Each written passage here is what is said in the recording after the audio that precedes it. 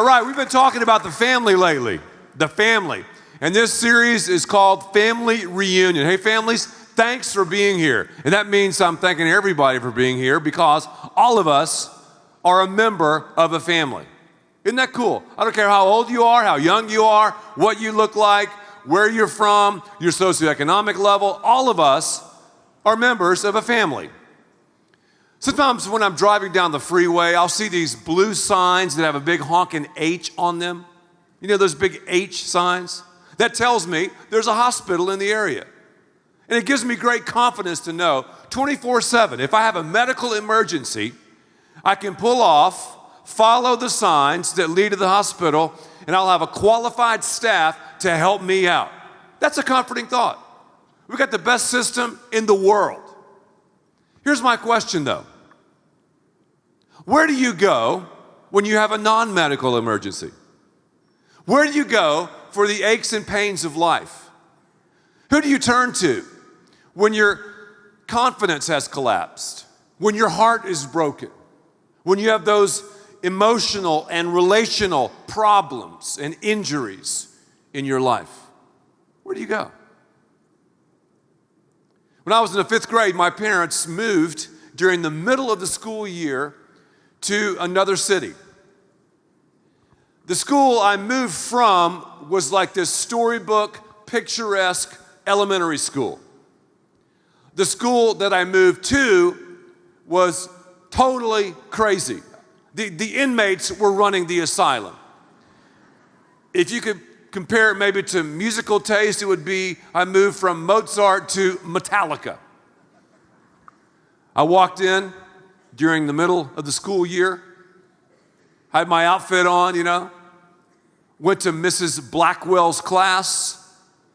I hope she's not watching this by television. And this lady was a chain smoker with the worst coffee breath I've ever smelled in my life. You had to stay about 10 feet away from Mrs. Blackwell. So I enter this classroom, look around, and Mrs. Blackwell goes, "We have a new student today. His name is Ed Young. Ed, there's an empty desk. Sit there." I walked over to the desk, didn't know a soul. Put my books down, my brand new books, notebooks, all my school supplies. I was just preparing to sit down when a guy in the middle of the classroom took my books, threw them off the desk up against the wall, and said, "Get out of that seat, you blankety blank blank blank. That's not your desk." All this unfolded in front of Mrs. Blackwell. And you know what she did? Do you know what her reaction was? Nothing. She didn't do a thing. Several hours went by, recess. Man, recess is a great time, I'm thinking, okay, recess, I can meet some people. Recess, what a cool time. I was walking around the playground, this dusty playground, not one blade of grass on it. Walked up to some kids who were playing, and I'm just standing there watching these guys play. They were playing marbles. Marbles. How old school? Marbles. And this big kid stands up with curly hair and steel blue eyes. He goes, "What are you looking at?" I go, "Man, I'm just watching you guys play marbles." He said, "You better get out of here or I'm going to tear your head off." I'm like, "Okay, dude, all right. I backed down, and I remember walking around the edge of that playground for the next hour.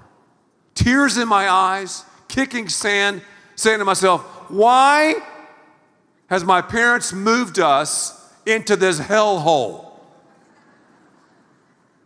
Several hours went by. It was time to be picked up from school. I've never in my life been so excited to see a blue Impala. My mother pulled up. I sprinted to the car. I was in the 5th grade. My brother was in the 3rd. And we jumped in and we were telling her all the horror stories. We were crying. And it was my brother was like in a fetal position. It was a non-medical emergency. That night we gathered around the dinner table. I didn't realize it then, but my parents knew. My parents realized that we needed some CPR. My parents realized we needed some help. My parents realized it was a serious situation. Not a medical one, but a non-medical one. They began to talk to us, help us, identify with us, and we spilled our guts and told them how we felt about the whole situation. Looking back on that time, I now realize it. Looking back on that time, I now understand it. Your home, my home, is a family clinic. Your home, my home, is a hospital. Your home, my home, is a trauma center. Where do you go for those non-medical emergencies? Where do you go for those aches and pains of life? Where do you go? Where do you go? If your home is not a hospital, I'll tell you where you go. If you're a guy, you might get into the achievement binges. You might throw yourself into workaholism. Maybe you might get involved in an illicit relationship.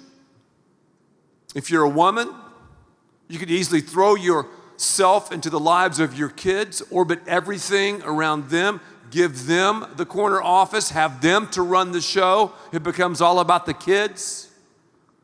You too can get into an extramarital affair. Read the stats. Record numbers of women are sleeping in the wrong bed. If you're a kid and you realize, hey, my home is not a family clinic, what happens is you'll turn to your peers and they'll give you answers to the questions, and usually their answers to your questions aren't the right ones. Then ultimately you begin to do what your parents do, because when kids are young, parents, they pretty much do what we tell them to do. When they become teenagers, they do what you do. Some of us take this junk and bury it inside of our lives if the home is not a family clinic. It festers, it becomes toxic, and in our 20s, 30s, and 40s, our whole life is up for grabs. Last time we learned that our home is a family business. There's a business side to your family and mine. How's business and what's your business? Today we're going to find out that God's design for your home and mine is this hospital picture, this family clinic picture, this trauma center picture. Well, Ed, man, my family's not a hospital. My family's a ha-ha house. I understand. Sometimes mine is too. But the phenomenal message I've got for you over the next several minutes is all of us, that's right, every single person here, because all of us are a member of a family, all of us can be the catalyst if we surrender ourselves to God and His power to turn our homes into a hospital. Is your home a hospital? Is your home a trauma center? Is your home a family clinic? Two things I want you to remember. Two things you can do today to make this happen. If you want to, because remember, we have a freedom of choice and we either choose to do so or not. The first thing is this. If you want to turn your home into a trauma center, into a hospital, into a family clinic, number one, set up a triage. Set up a triage. Say triage with me. Triage. I love that word. It's a French word. And when the French use the word, if you look at the etymology of it, means to sort, to prioritize. Here is basically the setup for this family clinic. Ephesians chapter 4, Ephesians chapter 5, Ephesians chapter 6 in the New Testament elaborate on this. It gives us the structure of the family. Jesus is the great physician. John chapter 5, he was called the great doctor. He's the head physician. Parents, we're the doctors. Some of you are like going, whoa, what? Yeah. Parents, single parent, you're a doctor. So if you're seated beside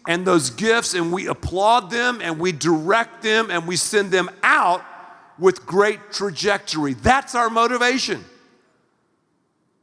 Is that your motivation? Wise parents are motivated. Wise parents are also educated. It takes the average doctor 11 years of school, and then they're kind of ready for the deal. Then they practice medicine. Parents, what a call to our lives to be educated, to know our kids. There are more resources today available for us to learn about parenting than ever before. That's why in the history of Fellowship Church, we talk about family issues over and over and over again. Give yourself a round of applause right now for showing up today. Just clap. This is Labor Day weekend. Yeah. You're here and you're like, you know what? I'm going to learn about this stuff. I'm going to be prepared about this stuff. Some of you who are single are going like, well, does this have anything to do with me? Yes, it does, because you're a part of a family now, and one day, stats show you'll get married and have a family. Single parents, we applaud you.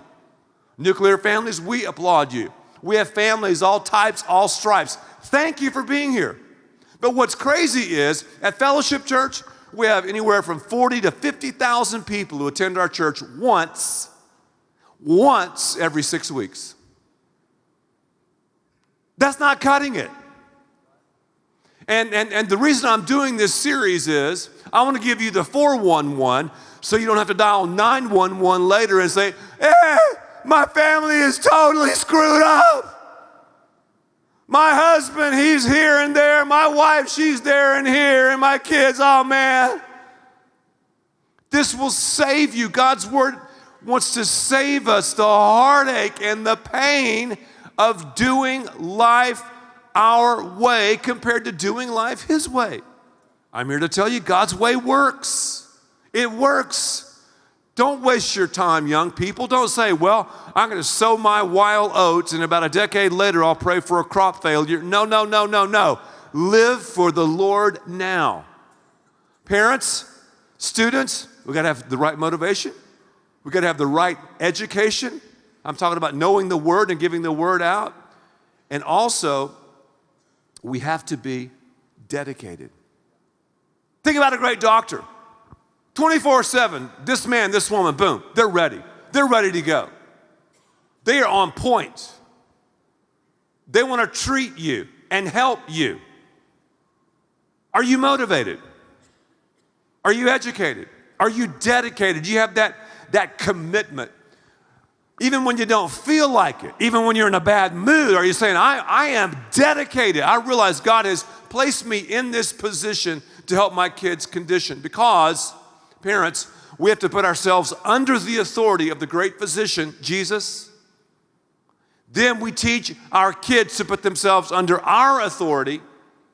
And from there, we have this beautiful hospital going. We have a qualified staff. We have this whole thing blowing and moving and grooving, and we're sending our kids out with great trajectory. We're challenging them. We're building our lives around the family of God, this hospital, this teaching hospital. Because moms and dads, club cheer is not going to teach you these things. Select soccer is not going to teach you these things. Basketball is not going to teach you these things. Theater is not going to teach you these things. Our government sure as heck ain't going to teach us these things. The arts is not going to teach us these things. Our educational system, they're not going to teach us these things. The whole entertainment world, you think they're teaching us these things? Are you kidding? What are you smoking? Have you gone crazy? The only institution that highlights and underscores these values is the lonely, isolated, local church. God wants the best for you. He wants the best for me.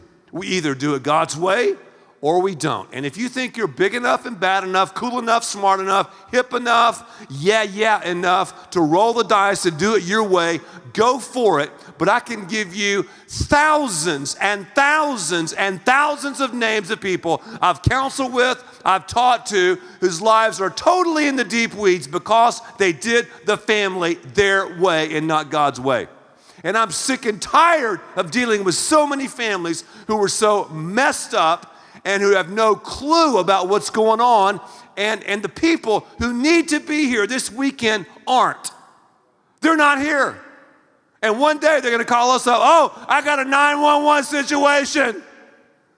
My son, man, is all messed up on drugs. I got a 911 situation. My husband ran off with a stripper. I've got a 911 situation. My wife is sleeping with my best friend. And everything in my spirit wants to say, I told you so. What do you think we've been doing for the last couple of decades here? Playing tiddlywinks, Twister, Trivial Pursuit? The enemy, I'm telling you, he's not going to sit back. He's after the family. He doesn't dig the family. The family is the unit. It's the entity where God's redemptive pattern and plan work. Yeah, you can say it's through culture. Yeah, you can say it's through a nation. But really, read the scriptures. It's through the family. It's through the family. So parents, what am I saying? Take your meds. Get motivated, educated, dedicated, and get stimulated to do what God wants you to do. It's a small window. So, set up a triage. Prioritize your family. It's God, Ephesians 4, 5, and 6. It's the marriage. It's the parents. It's the kids. It's the work. Revolve yourself around the church. Number two, second thing. Only two things today. Labor Day. No big deal. Just two things to remember. So we set up a triage. Number two, we build up trust. We build up trust. You know what's so funny? It's really hilarious when we go to the doctor. Isn't that funny? We go see doctors. And doctors write out a prescription we can't read. We take it to a pharmacist we don't even know. And they make us swallow medication we'll never understand. Isn't that funny? Yet we trust them. And it's all about trust. And people say, well, I want a doctor that I can talk to. I want a man or woman who can answer all my questions. And I think that's noble. I think that's cool. But let's just get totally real. For us to really understand the answers, we'd have to go to medical school for about 11 years. At the end of the day, what's it about? Trust. We got to trust. Trust is a must. We got to trust. We got to trust. It's about authority.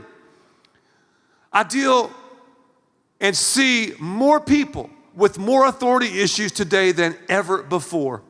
I'll say it as simply as I know how. If you want to go up, get under. If you want to go up in life, get under. God, students, listen to me. God has placed your parents in your life to shape and mold and teach and train you to leave. Well, my dad is unfair. My mom and I are always arguing. Dad and I are always butting heads. Hey, kids, listen to me. If that's true, you are wrong. You're wrong. Your parents are parents. God has placed them there for a reason. The Bible says, honor your mother and your father. If you do, God's going to honor you. And we got too many people who are disrespecting their parents, who are abusing their parents, who are blaming their parents. Parents aren't perfect. I'm not perfect. You're not perfect. I understand that. We make mistakes. But kids, you want to discover your best? Do you? Honor your father and your mother. Honor them. Honor them. God has placed them there. What a position. What a calling. What a responsibility. What an accountability. See, God is not really concerned about our ability, our availability. Are you available to Him? Parents, we better submit ourselves to the authority of God, the great physician. Then we teach our kids how to submit themselves in this whole framework. Then we teach and train them to leave, and we have the beautiful thing happening. Authority issues. Authority issues. The family is all about authority. The family is also about vulnerability. I want to ask you just a straight up question. In your family hospital, do you have an opportunity? I mean, is there a venue for everyone to be vulnerable? Because revealing your feeling is the beginning of healing.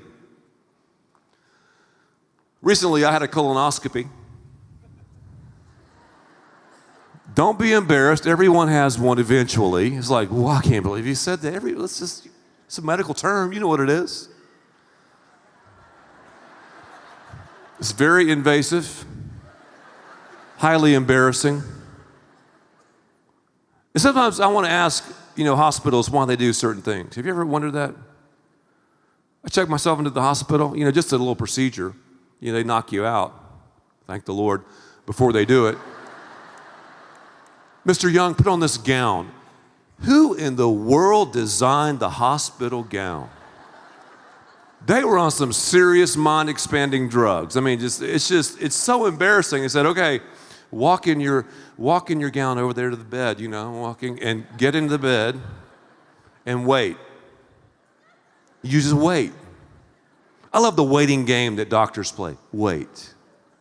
If you'll wait right here just a minute. It'll be 10 or 15 minutes, just wait.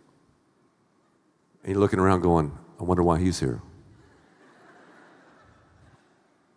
What are they going to do to him, And then they come in and wheel me into the room where they're going to do this procedure. And they're getting ready to put me out. So they push the gurney into the room. And I'm looking, and a very nice physician is telling me, okay, Ed, we're going to do this colonoscopy. And our nurses will help you get into position for this procedure. So, I'm getting into position. And the doctor goes, before I put you out, our nurses wanted to just say something to you. They both leaned down. Ed, we love Fellowship Church. And that message you did last weekend really blessed our lives. That was the last thing I remembered before the colonoscopy.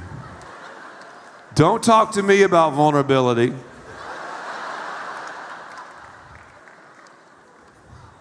Is that embarrassing?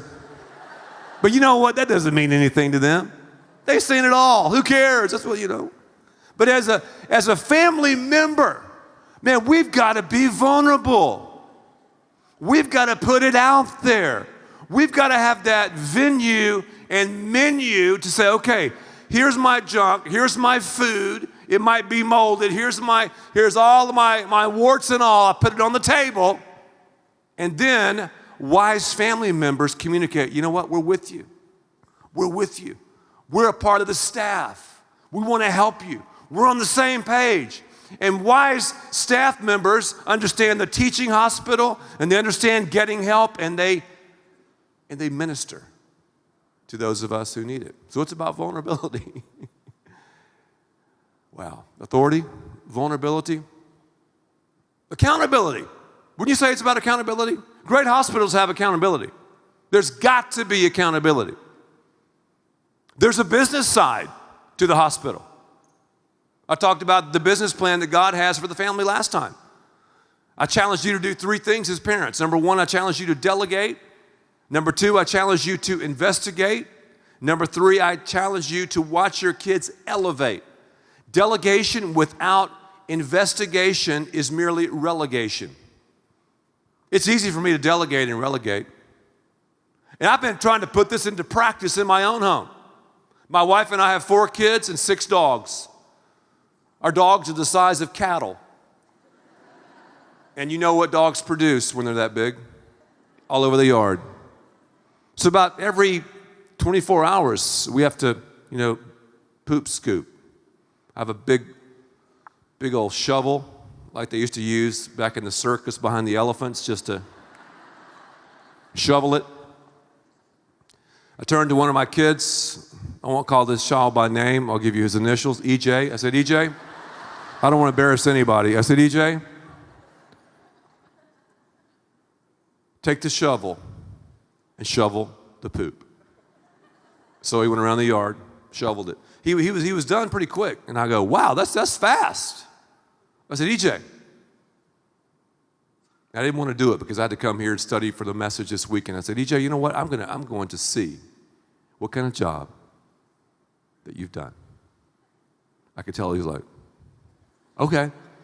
So I began to walk around the yard. And that stuff can hide from you. It'll surprise you. You can be buried deep in the grass, to the side, whatever. I begin to see one pile, two, I counted 7 piles he missed. Now, I thought to myself, okay, I've been speaking about delegation and investigation, then elevation. I thought to myself, okay, what should I do?